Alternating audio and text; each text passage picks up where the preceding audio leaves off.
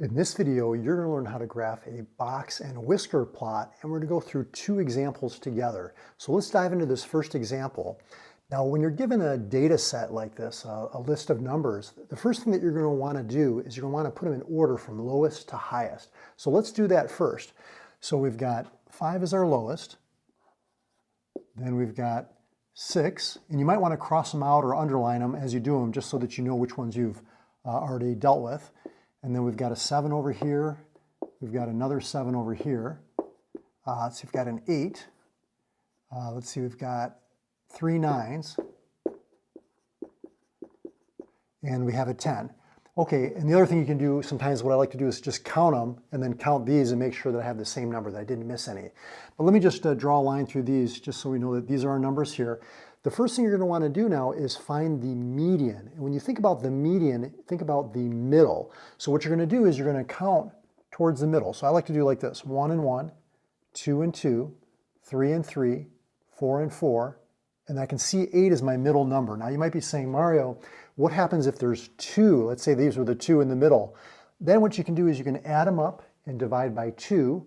Or if it's easy to calculate, you can just find the number that's exactly halfway between them. So if it was these two numbers, I would say 8.5. Or you can add them up, that's 17 divided by 2, and you would get 8.5 as well. But in this case, it worked out perfectly where there's an odd number of data points, so we had just one number in the middle. So that's our median. So I'll just make a little note here, median.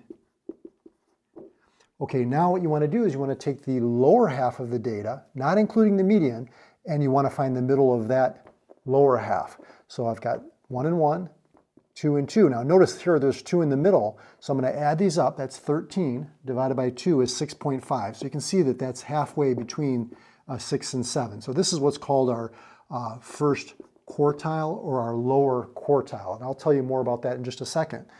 Then what you want to do is not using the median, but using the upper numbers here, the upper half, find the middle between these. So you're going to do 9 and 9, or 9 and 10, sorry, 1 and 1, 2 and 2. You find that middle number. In this case, they're both 9, so the middle number would be also 9. Or you can add them up and divide by 2. So 18 divided by 2 is 9. So this here is our third quartile, or sometimes referred to as our upper quartile. So now what you want to do is you want to draw a number line and kind of pay attention to the size of these numbers. It looks like we're basically up to about 10. So I'm just going to count by ones, and let's go ahead and draw a number line here. I'm just going to make this, let's see, I'll do 0, 1. Make sure you try to equally space these so it gives you a good box and whisker plot here. 5, 6, 7, 8. I might need to make this a little bit longer. 9, 10. Okay, like that. Now what you want to do is you want to start with your lowest number. This is what's referred to as the minimum. Okay, and so that's 5. You're just going to put a dot there. And you've got your maximum. That's your highest number. That's going to be 10. Just put a dot for that one. And then the median, 8, we're just going to put a line or a bar right here at 8. For Q3, that's 9. Put a bar there. And then for Q1, or a lower quartile, that was 6.5. That's halfway between 6 and 7 here. And so then what you do is you draw a box from Q1 to Q3 with the median right there in between those. And then these here are referred to as the whiskers, okay, kind of like a cat with whiskers coming out on the sides. And that's your box and whisker plot. But what's interesting about a box and whisker plot is it shows you how your data is distributed. So you can kind of see like, okay, it looks like most of my scores are over here, you know, in this range. This represents the middle 50% of the data. This would be the lower quarter, okay, the lower 1/4, 1/4, 1/4, 1/4. So this is the upper quartile or the upper fourth, lower quartile, the lower fourth, and again, the middle 50% is right here. So they call these quartiles. They're just in quarters or fourths of your data. You can do a little bit more as far as analyzing how it's distributed, as far as if it's skewed left or skewed right or symmetric. This one's fairly symmetric. It's kind of balanced about the middle. These whiskers are about the same length, and so we would say this is a symmetric box and whisker plot. Let me erase the whiteboard. Let's do a second example and take a look at that. Okay, for this second example, I've already put the data here in order from lowest to highest, but if it's not in order, make sure you do that first.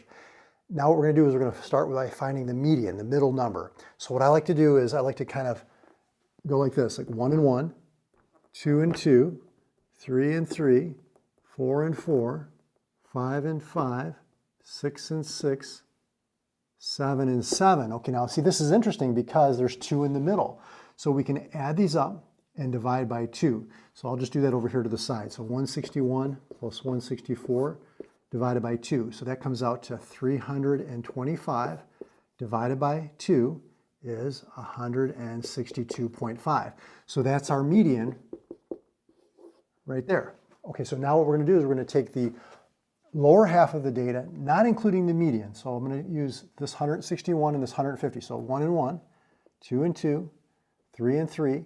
Okay, this one's right in the middle of the 154. So this is going to be our Q1 or our lower quartile.